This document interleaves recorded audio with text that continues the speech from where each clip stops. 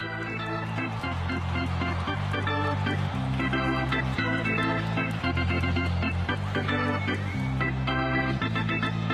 good afternoon, everybody. Sammy Thunder here. Welcome back to the channel. And today I received my second batch, my second order to SGC. I submitted 7 vintage baseball and I think 1 basketball card, or 6 baseball and 1 basketball card. And I received them back today. I sent them out on May 1st, or I did the submission May 1st. I sent them out, or they received it on May 5th, and then they shipped it back on the 25th. So, took about 20 days, I guess, overall. I have to do the math. I'll take a look at it, and I'll put it in the video. We'll go through. We're going to start with the Ozzy Smith, and let's see how we did. So, for the Ozzy, like I just mentioned, I predicted between a 4 and a 6. And let's see what we got. A 4.5. So kind of on the low end, I guess. I was kind of expecting a little bit better on it. Because the card is very sharp. Let me take it out of the plastic. So the card itself is very sharp. And I think the centering is better compared to other ones that I've seen. But, you know, it's a 4.5 is a fine grade. It has good appeal. I mean, I guess top to bottom is what really hurt it. I'm trying to think if there's any stains on the back or anything that might have caused it to come up with that grade, but nevertheless, you know, I have no problem. It's a classic rookie card. I'm glad to have this one preserved because I'm going to keep this one.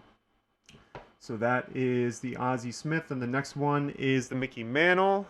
Tops 59. I predicted, let me see my list again, a 2 and a 3. Let's see what we got. Wow. This came out much better than I expected. A 4.5.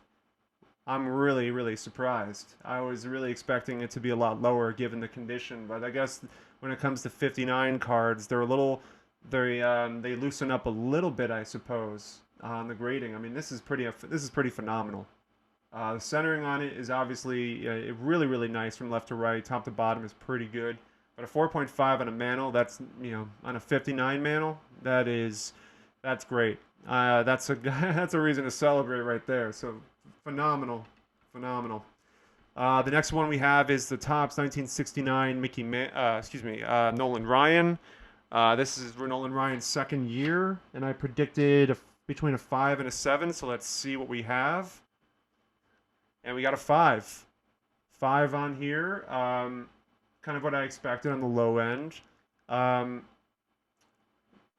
is in very nice shape. Left to right, center is very nice. I'm trying to see where they might have gotten me. I guess there's some issues. I guess as the years get later, you know, like the 60s, when it gets to the 60s, they kind of narrow down.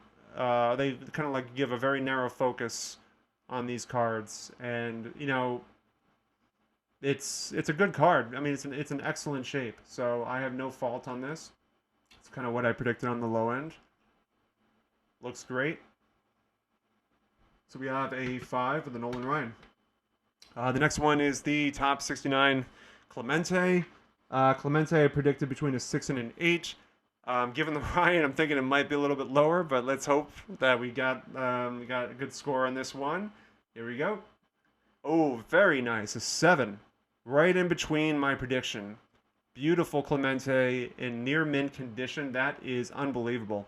This is really cool because the story on this card, I got this one at a flea market. I paid about $25 for it. And this is over a year ago. I bought it at a flea market from a guy who had like a bunch of stuff in binders. And so this is really awesome. So to find this card in a 7, kind of right in between the condition that I expected it to be in, the grade at least. So this is really excellent. Really pleased with it. Yeah, nothing more really to say about that. Just a beautiful card. All right, so next one we have is the Topps 1959 Bob Gibson. And Gibson I predicted between a 1 and a 2. Let's see what we got. Oh, very nice. Another great... I mean, this scored better than I expected. I think I might have said that I wanted it to be a 3 so badly, but Hey, this is a reason to celebrate. I mean, this card I bought in tough shape, and like I mentioned with the Mantle and the 59, I think they there must be some sort of guidelines with older cards that they kind of give a little bit of leeway on some of the condition issues. So this is very good. No pun intended, but this is great. Yeah, this is awesome. Um, One of my favorite cards I picked up off eBay. I think I paid, I don't know, like three, four, or close to 400 for this.